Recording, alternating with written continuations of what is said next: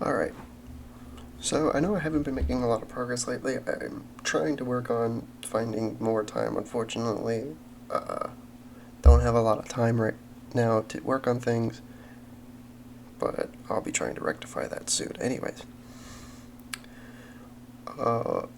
so what I've done is I've basically polished up the turret. The turret now not only is controllable back and forth, it is now the perspective's locked and it has a cooldown bar.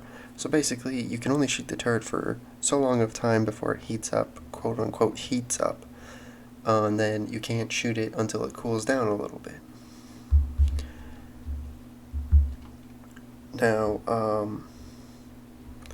so basically all I've done is I've added the turret into the game, or well, into the level, take out the enemy with the boats, and I've just placed it and sized it in a way that appears to be functional. So as you can see, I've locked the perspective. You can only look so far up, so far down, so far side to side. And then as you can see, I can only shoot so much before it won't let me anymore. And as before, it does damage and kill the enemies.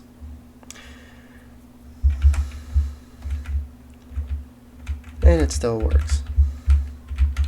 So I'm just going to go over that kind of stuff because it's not a whole lot. I'm still working on trying to get the enemies to actually recognize that the player is there. It shouldn't be too difficult, but I'm just going to talk about the turrets for a little bit right now. So I've shown you guys how I've done it through the possession. Now I'm going to show you how the perspective and all the locking works. So this is the firing for the weapon and how it damages. So first off, I'm going to talk about how I lock the camera up.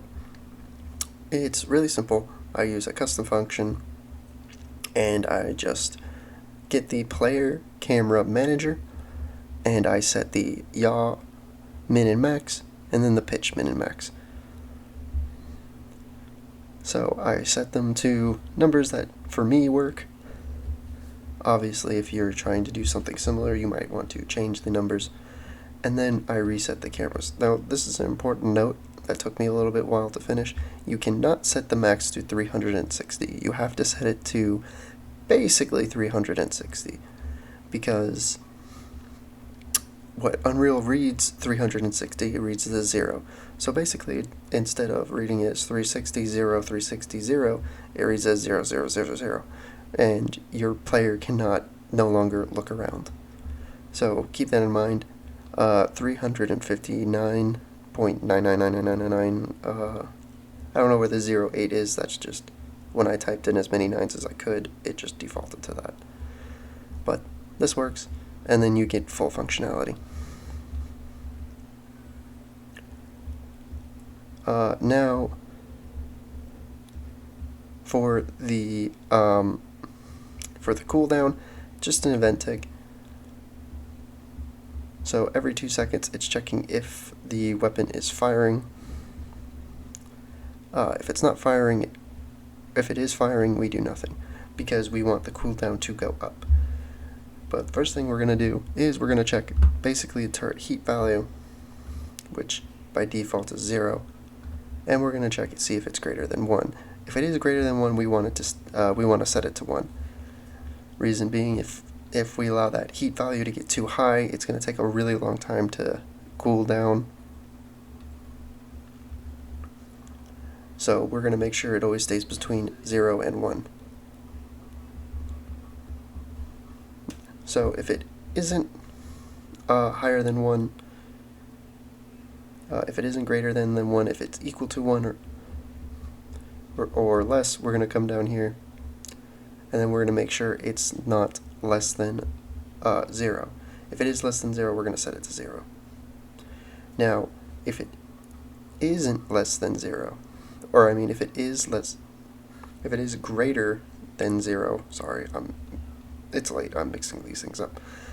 If it is, what we're going to do is we're going to take the current heat value minus by, I use 0.05, and then we're going to set the new one. And we're going to do this every 2 seconds. That way we get this nice flow, and you can adjust the numbers if you want your turret to cool down slower.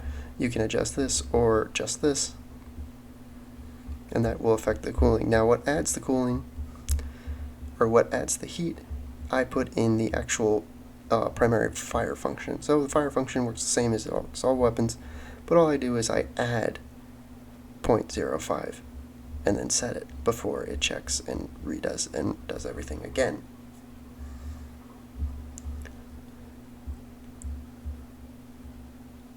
And then all it also does is it just checks to see if the value of it is greater than or less than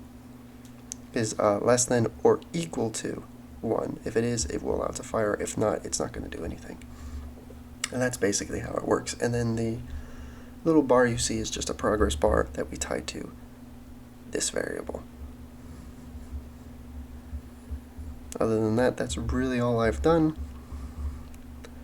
If you have any further questions, I don't know, just leave a comment. I can do a whole tutorial on controllable turrets. It's honestly not too difficult of a thing to do. But other than that, I'll see you guys next time.